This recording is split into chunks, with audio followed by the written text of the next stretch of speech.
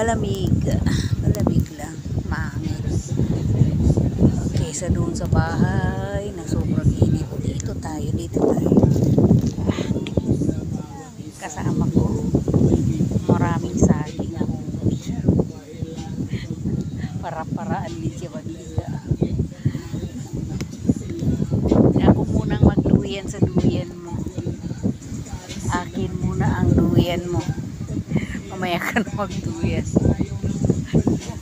Hindi ka siya sa baba. Tingnan mo naman. Imbis na wala kaming kasama. May dumating na mga estudyante na maingay. Uy, naku, ayoko na yung mga sounds na yan. Pero wala tayong magawa. Dumating sila. Gusto rin nila magpahangin. Ganun talaga. Everybody's privilege.